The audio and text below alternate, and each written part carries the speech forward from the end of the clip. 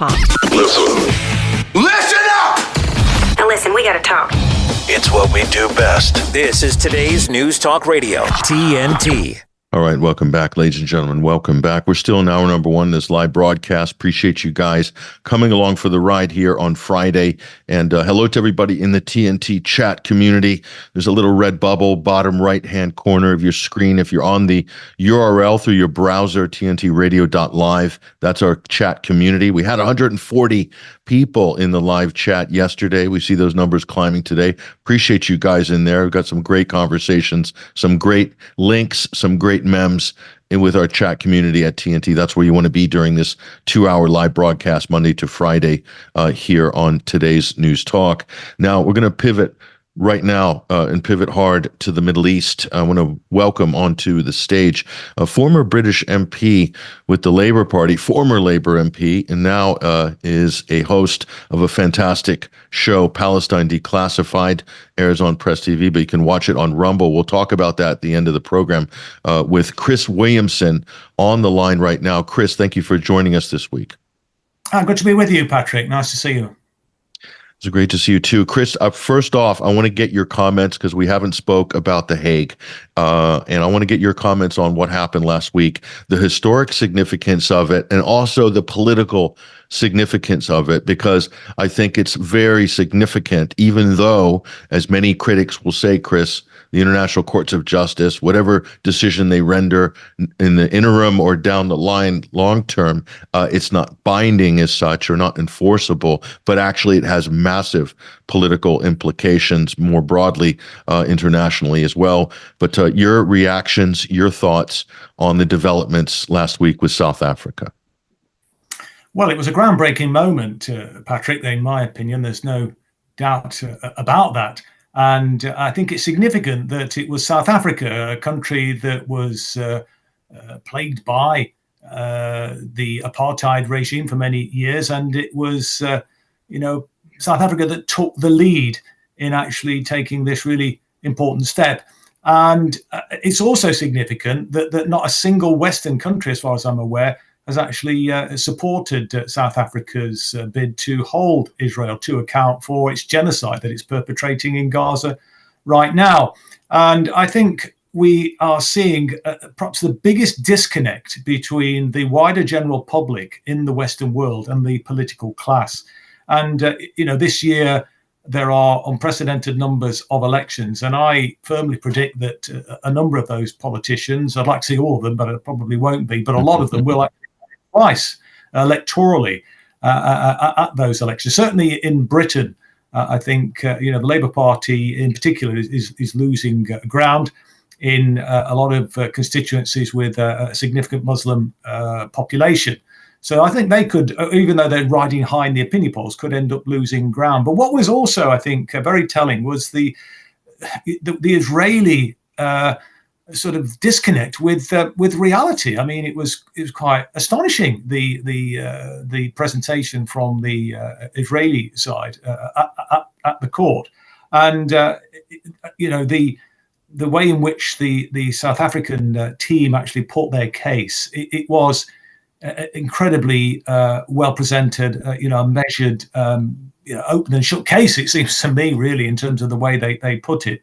And so not only, in my opinion, is this a situation where, Israel is on trial for its crimes against humanity, but I think the International Court of Justice is also on trial because, clearly the Israeli regime is committing a genocide as defined. And there will be a lot of pressure applied to those judges not to find against Israel. And so I think in that sense, the whole kind of rules-based order is on trial here. And, those judges themselves are as much on trial in a sense, in are they prepared to uphold, international law, or are they going to, kowtow to the US empire? Yes, and you mentioned Labour Party. Let's actually go straight into that. A lot of politicians, there seems to be lockstep Chris, if I'm not mistaken. Tories, Labour, Lib Dems. I didn't see anybody really pushing back against Israel when this really sort of kicked off, when they began their operations, their serious military operations incurring on Gaza, October 13th. Everybody was waiting for some dissent. There didn't seem to be very much. And I think there was a feeling amongst the British political elites that they could weather the storm on this, that they had Israel on their side. It was against the terrorists, Hamas, so to speak, and that they could ride that narrative really to victory. They really believed the IDF was going to just crush the will of the Palestinian people and crush any opposition to what now is being widely regarded globally as a genocide. How's that global pressure, Chris, coming to bear on politicians in Britain who might be looking at this now, Chris, and saying, did we make a huge catastrophic miscalculation politically here by backing Israel without any, just categorically backing Israel? What do you think, Chris? I think they have made a strategic error, but they are doubling down, and they're still not prepared to call out the Israeli regime in the way in which they should. And the Labour Party, I mean, it's always been referred to as a broad church, so it's had both spectrums of opinion, really, from the kind of centre right to the centre left and further left. And it's always been a vehicle for the peace movement. There was a very strong peace contingent, if you like, within the Labour Party. I was a member of the Labour Party for 44 years, and many Labour Party activists, many Labour MPs for that matter, were the backbone of the campaign for nuclear disarmament, for example, when there was a big campaign to stop the United States from sighting cruise missiles, nuclear-tipped cruise missiles in the UK. But that has gone, and we had the high watermark, really, in my view, for the Labour Party was when Jeremy Corbyn became the leader. This was a man who was a peace activist, an anti-imperialist, a pro-Palestinian campaigner, a very strident critic of the Zionist entity, somebody who's spoken out against imperialism, and as well as on the domestic front, economically, talking about a socialist economic agenda. And this was anathema to the establishment in Britain, but it also turned out to be an anathema to a large section of the Labour Party as well. And as a result of that, he was pushed out. Now the Labour Party has completely lost the plot. Any dissent, anybody who dares to speak out against Israel or in support of Palestine are suspended from the party or indeed expelled from the party. But this isn't playing well for the Labour Party electorally. They are riding high in the opinion polls, that's true, but there are a lot of constituencies where they are in danger, actually, of losing parliamentary representation. And indeed, there was a council, a local authority by-election recently in a largely Jewish community, actually. I think there's about 40% Jewish community, and Labour got absolutely trounced in that constituency. And it wasn't one of the new left-wing groupings which are propping up all over the country. And I mean, I've joined the Workers' Party led by George Galloway, a long-standing anti-imperialist and pro-Palestine campaigner. But it was the Conservatives that benefited in this by-election. So a lot of people, a lot of the commentators are writing off the chances of the Conservative Party at the next election. But they could indeed rally and may do better than what many people think. But I mean, one of the points I've been making, Patrick, that both in terms of domestic policy and certainly international policy, there is no choice in Britain anymore. There is no choice for the electorate between the Labour Party and the Conservative Party anymore, or indeed or any of the other parties really that are represented in the Houses of Parliament. The SNP, to be fair, the Scottish Nationalist Party, have been slightly more supportive of the Palestinian cause, but on many other issues, there is no real. You couldn't get a cigarette paper between them. So our democracy has been stolen from us, and what that is resulting in is a desire to create an alternative vehicle. As I mentioned, I've joined the Workers' Party, but there are other groups as well, the Trade Union and the Socialist Coalition. There is a grouping in London, the Newham Independents, they call themselves, an area of London. We saw indeed in another part of London, in the Tower Hamlets, a couple of years ago now, Look for Raymond, stormed the mayoral election, won it by a landslide, and they also won a majority of the seats on the local authority as well, with a new party in Tower Hamlets called Aspire. So these groupings are emerging, Patrick, all over the country, and the anger which is being expressed towards the political class in the UK is really palpable, actually, as a result of the stance that they're taking on the Palestinian question. We're seeing rallies, all over the country, in small towns, not just big cities, not just London. Obviously, London, we're seeing massive, hundreds of thousands of people, biggest ever rallies in support of Palestine that in the country's history. Some of the biggest rallies we've ever seen. I mean, rallies on a scale not quite as big as the anti-Iraq rally that we saw 20-odd years ago, but, not far short of that.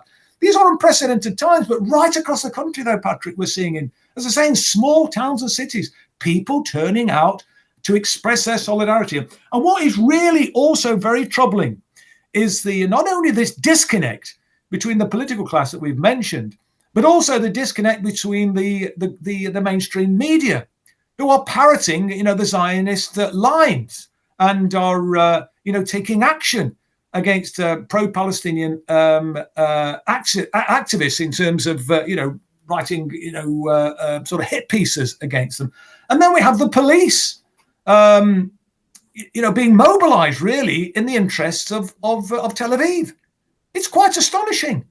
We're seeing people being arrested, manhandled, beaten by the police for expressing their support for Palestine. It's quite astonishing. Just for displaying a Palestinian flag, for example, people have been arrested. And indeed, there was a piece in one of the alternative independent media outlets called Dorset Eye just yesterday, I think it was, that had an exclusive about a police raid on a pensioner in Cornwall by the Devon and Cornwall Constabulary. And 4 police turned up, arrested her, searched the house on the premise that she'd attached a pro-Palestinian poster calling out the local MP who's actually supported the genocide in Gaza. And they said, you've committed criminal damage because she pinned a poster to a door.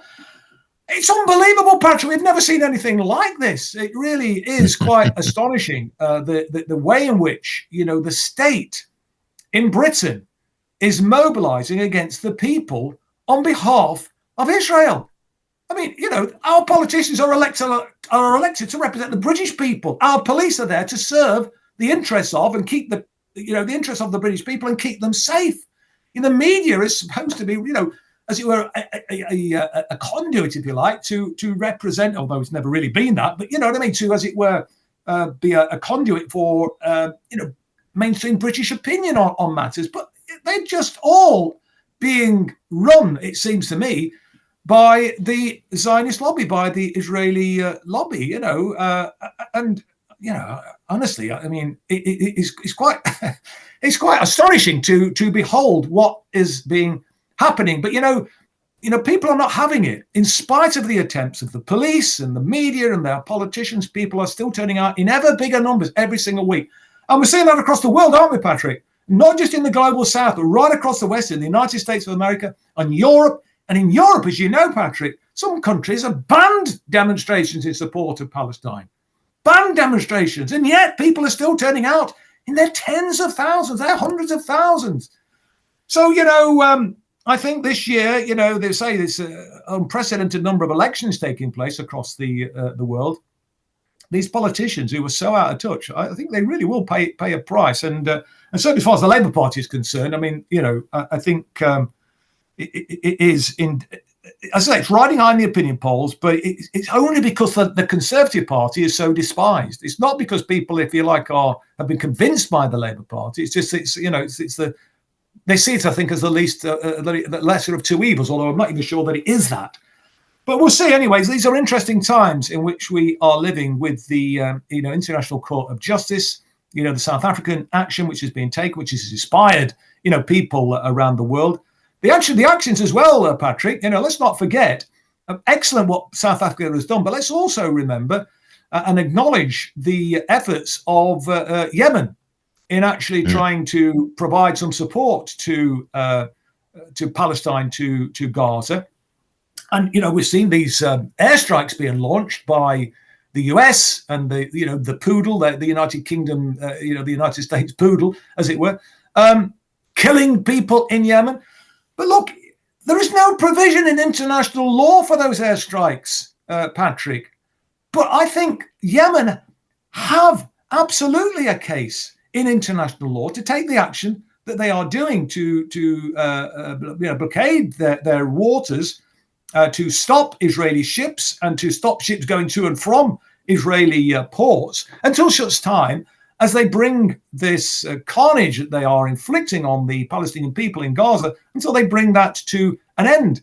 And there is provision, isn't there, Patrick, under the responsibility to protect doctrine, that Yemen are applying here. And again, the action that Yemen has taken, as far as I'm aware, and you correct me if I'm wrong, Patrick, I don't think they've killed anybody, unlike the United States and the UK when they struck Yemen with their in my opinion, illegal airstrikes. A number of people were killed. But, this is, it goes back to the old colonial mentality, the gunboat diplomacy that we've seen, over the years, that was, deployed by, Britain and the Western countries, and certainly the United States more recently. And people are, seeing through this in increasing numbers. And, platforms like yours, Patrick, are so important, I think, to provide this alternative narrative to people. People are sick to death of our politicians. They're sick to death of the propaganda that they are seeing on their corporate media television screens. That's not to minimize that. Obviously, it does still have an impact. But people are getting their information from alternative sources, and they're increasingly recognizing, seeing that what they're seeing on their television screens is totally out of step with what they're seeing on their smartphones and on their laptops, from reports from actually on the ground. And just to finally, Patrick, in this part anyway, for me, I know I've gone on for a bit too long there perhaps, but just in terms of Al Jazeera, as one of the mainstream channels, has done an outstanding job, I think, of bringing the reality, bringing the truth to people of what life is like for the Palestinian people in Gaza under this appalling onslaught from the Israeli regime. And, look, the Palestinians, have suffered 75 years of apartheid. We've seen 58 years of an illegal occupation following the 1967 war. And, and Gaza itself has been subjected to a blockade now since 2007. These things cannot be allowed to stand for a moment longer, in my opinion. And, people are increasingly demanding policymakers, their politicians actually do step up and actually start speaking out and taking action, in defense of human rights, and taking action actually in the interest of the people that they're supposed to represent, and, what the people actually want to see happening, because people's sympathy is increasing with the Palestinian people, not with the Zionist entity. It is an extraordinary time in history, Chris, because all these things you mentioned, whether it's the protesters in the UK, across Europe, across the world, who are clearly coming out in record numbers. I've never seen a sustained anti-war protest like this in my life. It's absolutely incredible for this issue. It's surprised a lot of people, Chris, but they're coming out really also in opposition of genocide, which is regarded as one of the sort of highest crimes against humanity imaginable, so much so that there was an international convention put into place after the Second World War for the express purpose of preventing genocide from happening. And it's always been a catch-up game with people trying to make cases, prove cases. It can be highly politicized as well, as we've seen in the past with the West's kind of characterization of the Uyghur issue in Western China. And also there are some questions around the Bosnian genocide investigation as well, heavily politicized on the NATO side. That said, here we have a textbook example, according to the outgoing head of the UN Human Rights Commission, and a textbook example of genocide that's happening in real time, that there is no debate as to what people have seen. And you have governments and state agencies and police forces defending the genocide and going against people protesting against genocide. So this has really warped our Western values, you could say, Chris, to a degree that is just, to me, astonishing. To me, it's astonishing that anybody can defend Israel at this point. And Yemen is basically defending UN resolutions. They're defending the Geneva Convention, and Yemen's defending the Genocide Convention. And they're enforcing it. They're sanctioning Israel. So, and their payment for that from the West is for the West to wage war against them. I mean, so it's an extraordinary time in history, Chris. And I'm just saying, when is the penny going to drop? Will the penny drop? Because you've probably seen similar U-turns in history, Chris. Are we going to get a big U-turn coming up where it just becomes just unbearable for these people to hold this position? What do you think? Well, I mean, I think potentially, look, at the end of the day, I mean, my experience of being a parliamentarian for 7.5 years is that all of them, almost with no exception, are careerists. And I think when they feel that this is going to have an impact on what they perceive as a career, and I never ever felt that being a member of parliament was a career. It shouldn't be. When you start treating your role as a parliamentarian as a career, then you start to make decisions based on what's good for your career. And, consequently, you make bad decisions in those circumstances. You're there to represent the people and, to stand up for a, particular political ideology that, you've been elected to implement, as it were. So I think that will potentially concentrate in the minds of some of those careerists. But I'd say a number of people are going to start losing their seats anyway. So, I think we could see a new cohort of people potentially coming into positions of power to becoming policy makers. That will, I think, help to turn things around. I mean, for example, the leader of my party, Workers' Party, George Galloway, well known on the international stage, is standing for the London Mayor, which is the most, significant, important, directly elected role in the country, really. I mean, probably the most influential role, below the Prime Minister, actually. And I think he's in with a reasonable chance of winning that. It's an international, position, and he will use that to great effect. It seems to me, not just for the people of London and in terms of those domestic policies, but also, on that international stage as well, on foreign policy too. But just going back, to Yemen, and you mentioned, the Geneva Convention and the the Genocide Convention that was put in place after the war. I mean, Article 8 of that convention, as I'm sure you know, Patrick, says a country, is supposed to take action, to prevent or suppress acts of genocide. This is what Yemen is doing. Other countries should be joining Yemen, not bombing them, for God's sake. It's absolutely outrageous that, a country that is trying to stop a genocide, which is acting within international law, acting in Article 8 of that Genocide Convention that was put in place, let's remember, in the aftermath of the genocide against the Jewish people. And then, ironies of ironies, the country that claims to be the nation of the Jews, although many Jews actually obviously argue against that, as you know, is the country that is engaged in a genocide. I mean, my God, what has happened, to the world? Talk about a topsy-turvy world. So, yeah, I think there is a reckoning not that far around the corner. I mean, I'm perhaps the eternal optimist, Patrick, but I do genuinely feel that certainly what I'm seeing on my television screen in terms of those protests I'm talking about now, and the strength of feeling, as I've said, not just in this country, but all over the world, and not just in the global south, in the Western world, the so-called advanced Western world as well. People are really sickened by what they've seen. And, the scales, I think, have fallen from many people's eyes, and I just think that think and hope and believe that, people will not tolerate this, much longer. And will actually, when they get the opportunity and, and the elections come around, to actually make some of these characters actually pay an electoral price. So I think we have to be optimistic.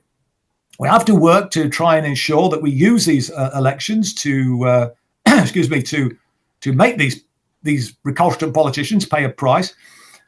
Hopefully, the ICJ will find the nerve, if you like, to do the right thing, based on the evidence, which is unanswerable, and find against Israel and find in favor, obviously, of South Africa's indictment that they brought against Israel. And, that will have significant consequences, because Obviously, as you know from that, I think it goes to the UN Security Council to have that finding, that ruling, that judgment to be implemented, as it were. That might get vetoed by the United States of America, judging by what we've seen when there's been attempts at the UN Security Council to get a ceasefire. We've seen how they've used their veto powers. Indeed, so as the United Kingdom have used their veto or abstained. Latterly, I think when there's an attempt to get a ceasefire resolution through there. But if that happens, then it will go to the UN General Assembly, and I think the votes are there for that. And Israel could be suspended from the United Nations, and Palestine could be brought in as a full member of the UN, and wouldn't that be a great thing? There could be an international criminal tribunal established to look at what the crimes against humanity that Israel has committed. Could be agreement on sanctions. All these things, of course, should have happened years ago, but we have a chance now, Patrick, for these things to actually, come into fruition. And then, of course, there is also the potentiality of further legal action being taken for the way in which the United States, the United Kingdom, other Western European countries have been complicit in genocide. And there is provision in international law for action to be taken against those countries as well. And I think South Africa, again, correct me if I'm wrong on this, but I seem to recall last week or the week before, South Africa was talking about taking action, actually, follow-up action against the US and possibly other countries as well. So that's something I think that we should be definitely encouraging. But one other thing I would say about international law is, where is the International Criminal Court, Patrick? The International Criminal Court is a joke. Actually, they issued an arrest warrant against Vladimir Putin for moving children out of a war zone to a place of safety. I know. But there's no kind of equivalent arrest warrant being served for these war criminals who are murdering tens of thousands of people and hundreds of thousands of children. What is it now? 8 or 9, 10,000 children have been killed. Yeah. So around 10,000. The ICC have completely, been asleep at the wheel, it seems to me. It's unbelievable.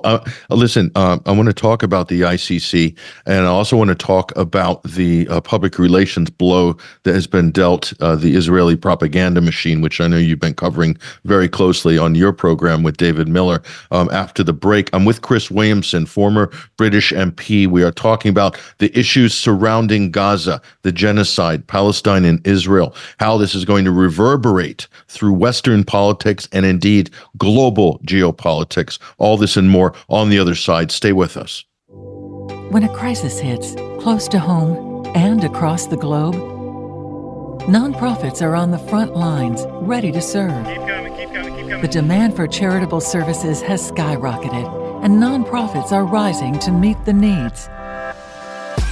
Healing, nurturing, rescuing, honoring, protecting,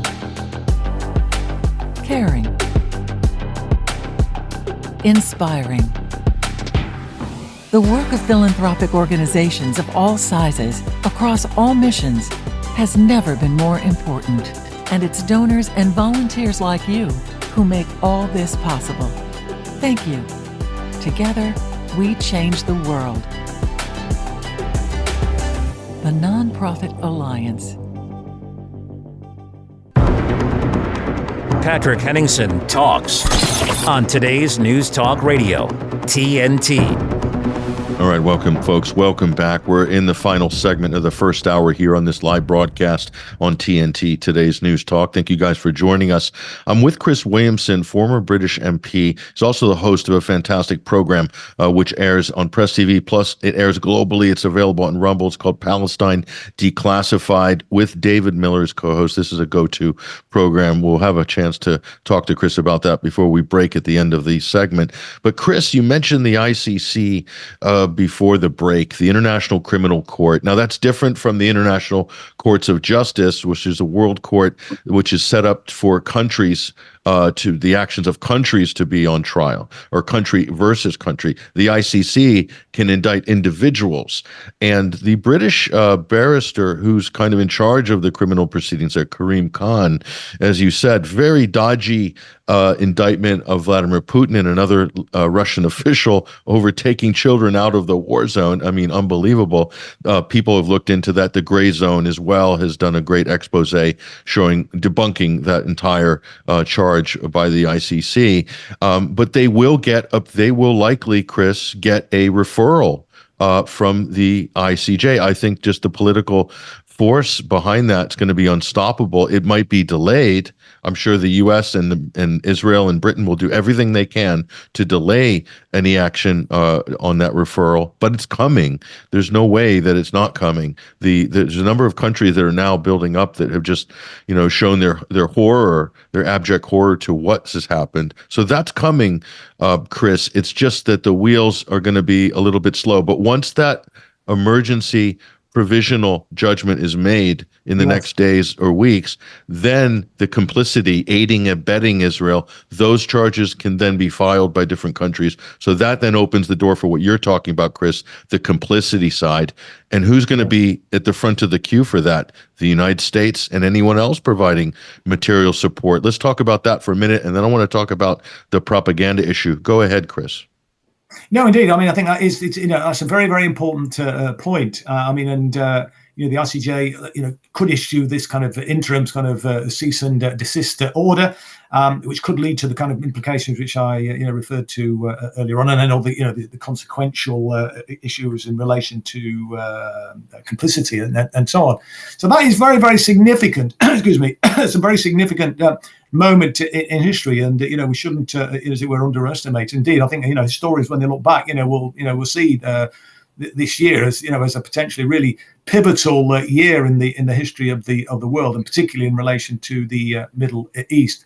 But no, the ICC, the International Criminal Court, unlike the ICJ, that goes after ICC. This is individuals, as it were, and this is why the arrest warrant was issued for Vladimir Putin, and now they've been very poor, really, I think, and they've shown themselves up, frankly, to just simply be a tool of Western imperialism. The International Criminal Court, and this is where the ICJ, need to, given such a powerful case that the entire world, has seen this. I mean, it's the first time. It's kind of unprecedented. We're seeing a genocide unfold before our very eyes. There's only one decision that they can make. They will lose any credibility whatsoever, I think, if they do not find against Israel. So we're living in very interesting times, and that interim decision, is fairly imminent, I think. I mean, it's not. We're not going to have to wait years for that. I mean, it will certainly.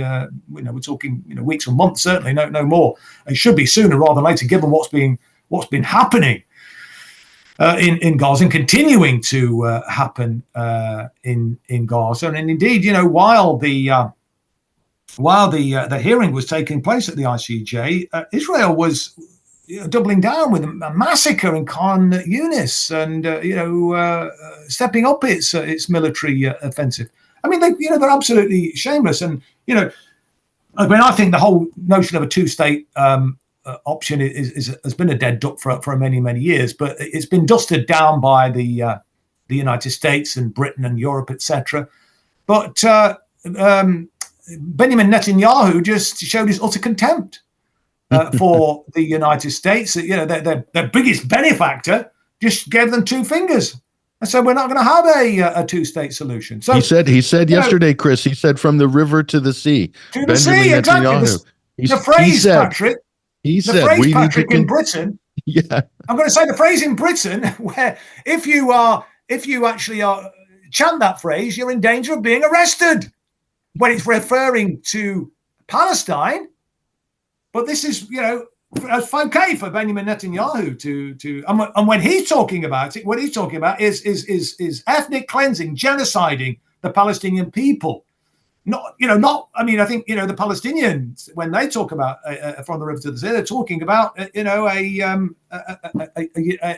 a sort of unitary state, where everybody has equal rights, as it were. Although how it will be, our people who've been inflicting, this genocide. I mean, and it's not just the Israeli occupation forces that are guilty here. I mean, there's overwhelming support for what they're doing from the Israeli general public, and those views have hardened actually over this last sort of few months, rather than going in the opposite direction.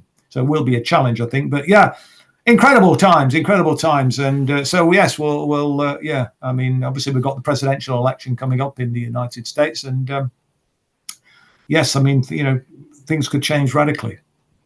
The other thing that's key, Chris, is South Africa didn't address this specifically in their presentation last Thursday, but October 7th, what actually happened on October 7th? I know you guys have covered this at Palestine Declassified, the Gray Zone as well. Max Blumenthal, others have done a great job. Propaganda & Co., which is a great account on X Twitter. They've exposed this. And the Israeli press are the ones that have reported all of this, basically, that there was, quote, friendly fire, and it took the lives of potentially many hundreds of Israelis on October 7th. And then they lowered the numbers from 1,400 down to below 1,000. And then there's questions over combatant numbers and so forth. That all paints a very different picture. So I think the impregnable propaganda machine, Chris, the Hasbara machine, as it's known, has been dealt a severe blow, because how important is that October 7th narrative? Because everything seems to be built around that. Go ahead.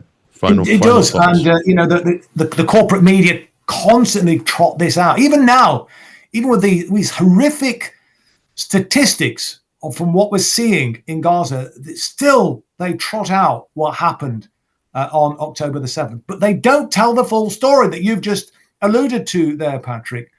The overwhelming majority of people that were killed on October the 7th were combatants and were killed by the Israelis. They invoked the Hannibal Directive. More information is coming out about this now. The Hannibal Directive is essentially a directive which there's been in place now for 10, 15 years, I think it is, to essentially prevent any Israelis being taken hostage, and to use maximum force, even if that means killing the potential hostages, because they don't want to get into a hostage exchange scenario. Bearing in mind that Israel has got thousands of Palestinian hostages on administrative detention, etc., in Israeli dungeons. And the idea of the October the 7th prison breakout, as it's been characterized, was to take captives as a bargaining chip to get the thousands of Palestinians who've been unfairly, unlawfully, you could argue, incarcerated, many of them for many, many years, with no charge, no due process or anything. But on that day, and indeed, some of the people that were there, the eyewitness accounts have said that there was Israeli tanks that were fired. They mobilized helicopters, and there was airstrikes from the air. And many of the cars that were taken out. All of the cars indeed that were taken out by Israeli airstrikes on the basis of preventing Israeli hostages being taken. And many of the other people that died got killed in the crossfire. Because there's many Israeli military officials who were there. I mean, some of them were, off-duty soldiers, but had access to guns, and there was a firefight. Excuse me, and so the Israelis killed most of those people on that day. But look, why did October the 7th happen? As I've already pointed out earlier in our conversation, Patrick, Israel has been subjecting the Palestinian people to a brutal apartheid system since it was established in 1948. Brutal terrorism against that's the key point. Yeah, you made the key point right there. We're going to have to liberation struggle. Anytime any liberation struggle, regrettably, there's going to be violence. Look, I'm a pacifist. Actually, my instincts are pacifistic, but I understand why the October the 7th happened. What do you expect when you cage people in a concentration camp in that way? since 2007, and longer than that in terms of the oppression that the Palestinian people have been subjected to. We're going to have to wrap it up. We're going to have to wrap it up, Chris. We're running out of time. But you made the big point at the end, which everybody needs to focus on. This didn't happen in a vacuum, not by any stretch of the imagination. Chris Williamson, thank you very much. Palestine Declassified. Tune into Rumble. Watch Chris and David Miller. Fantastic program. Thank you, Chris. Thanks, Patrick.